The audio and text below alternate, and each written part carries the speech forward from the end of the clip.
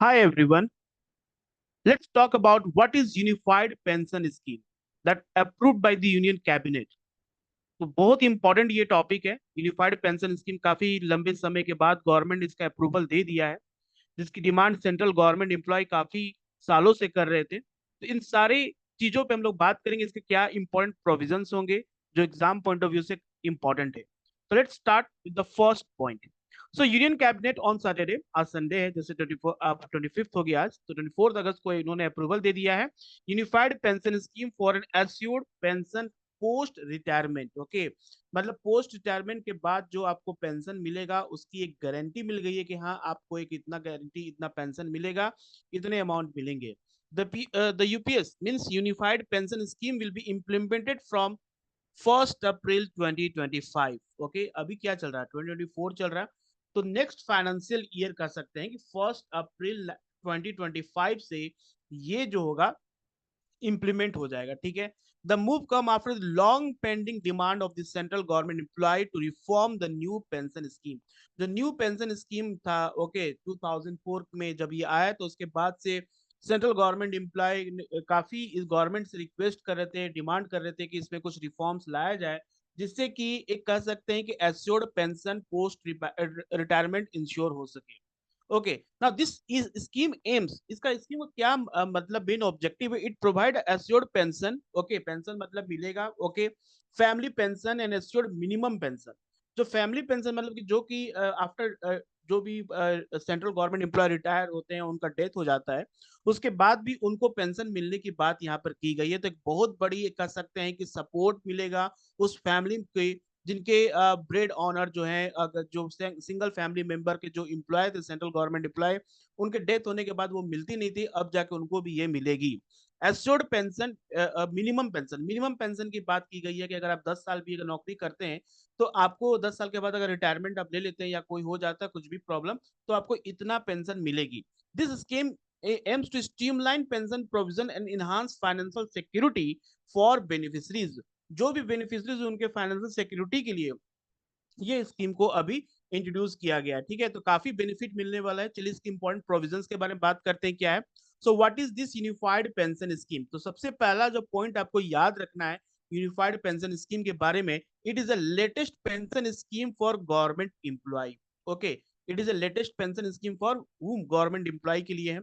Under the unified pension scheme, there will be a provision of fixed assured pension, unlike the new pension scheme, which does not promise a fixed pension amount।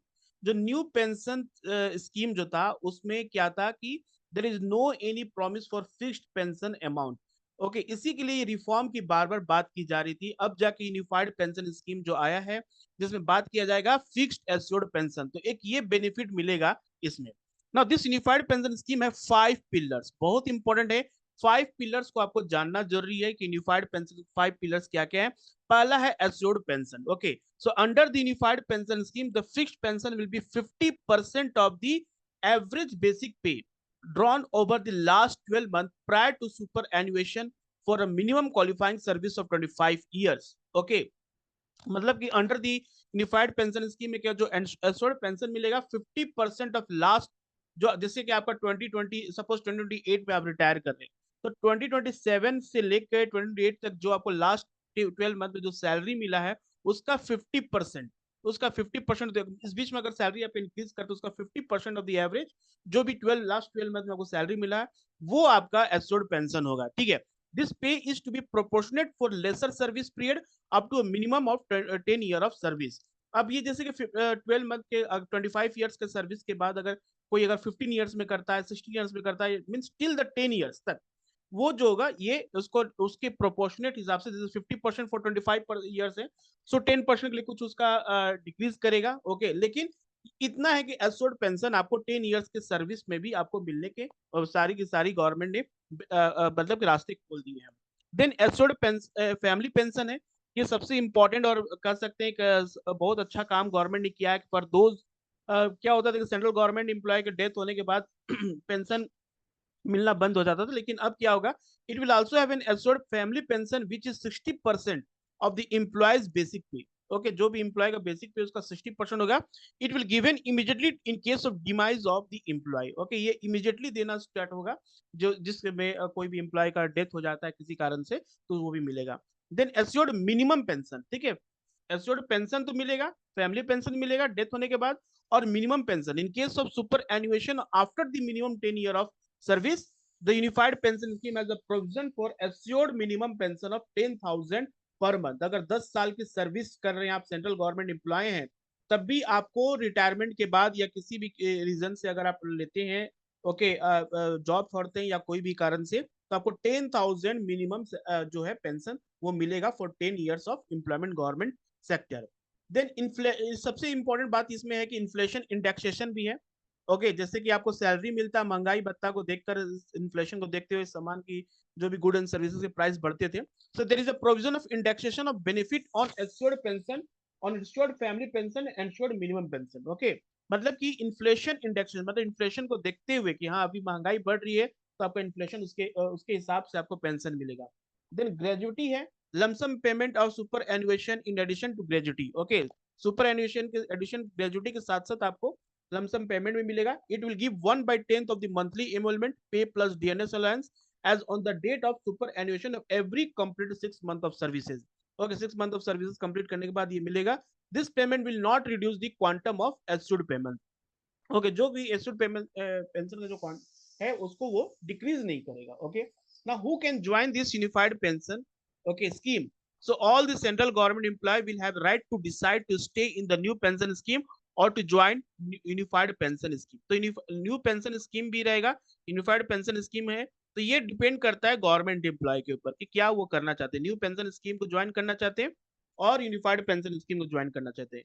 Okay, this also be applied to all those who have already retired under the new pension scheme from 2004 onwards।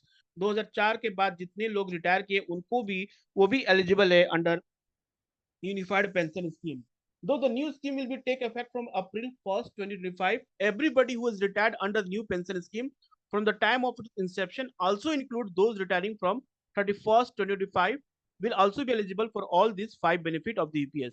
तो जैसे कि आपको पता है कि 1 अप्रैल 2025 को ये implement होने जा रहा है, लेकिन 31 मार्च तक जितने भी अगर कोई रिटायर करता है, ओके, 31 मार्च तक के जो भी रिटायर करते हैं, they all will be eligible for all this 5 benefit of the UPS scheme. कह सकते हैं 2004 के बाद जितने रिटायरमेंट हुए हैं 1 अप्रैल 2025 तक, इन सारे को ये बेनिफिट मिलेगा।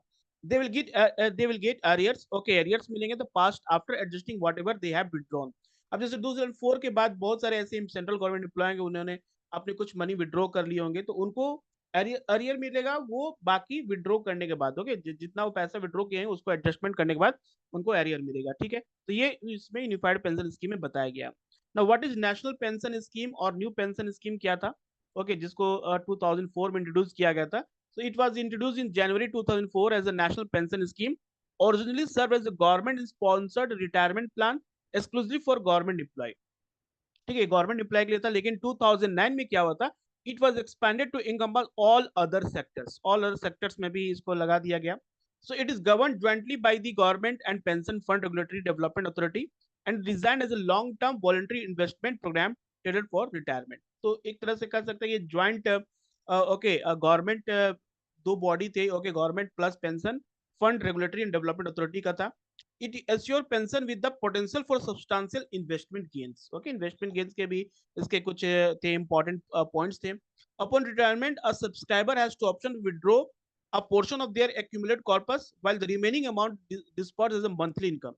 तो सपोज करिए कि आपको रिटायरमेंट में टोटल 50 लाख रुपीज मिलते हैं, तो आप 25 लाख रुपीज ले लिए, बाकी आप 25 लाख छोड़ दिए कि हमको 25 लाख का पर मंथ इसमें जो भी अमाउंट मिलेगा, जैसे 5,000 10,000 पर मंथ आपने फिक्स कर दिया कि मुझे पर मंथ मिलेगा। So this strategy provide steady stream of income after retirement. तो एक तरह का आफ्टर रिटायरमेंट के बाद ये आपको हर महीने एक तरह का पैसा मिलेगा, एक जो कि डेली एक्सपेंडिचर के लिए काम करेगा ना। न्यू पेंशन स्कीम जो था उसमें दो इंपॉर्टेंट टायर्स थे, टायर 1 एंड टायर 2 अकाउंट थे। Individual who choose tyre 1 account can withdraw cash only after the retire, okay, and tyre 2 account allow early withdrawals also. Okay, tyre 1 में जो अगर जाते हैं तो they can withdraw only cash after retirement, okay, but tyre 2 के account जिसका होता है they allow too early withdrawals. Okay, withdrawal मतलब आपकी मतलब कि रिटायरमेंट के बाद आप पैसा निकाल सकते हैं, लेकिन टायर 2 में होता है तो आप सर्विस में भी आप उस पैसे को यूज कर सकते हैं अगर कोई इंपॉर्टेंट एक्सपेंडिचर आ गया है तो इस तरह से यूनिफाइड पेंशन स्कीम काफी बेनिफिट होगा सेंट्रल गवर्नमेंट एम्प्लॉय के लिए, जो कि काफी इंपॉर्टेंट बता रहा है। Okay, assured pension, assured family pension, inflation indexation है, ओके, ग्रेजुटी मिलेगी, ओके, अरियर मिलेगा, सारा कुछ मिलेगा। तो कह सकते हैं कि बहुत बड़ा एक बेनिफिट होने वाले सेंट्रल गवर्नमेंट को, एम्प्लॉयज को। Okay, so I hope this important scheme you understand. Okay, और अगर आपको अच्छा लगा वीडियो तो please subscribe this channel for more update and current affair topics. Thank you everyone.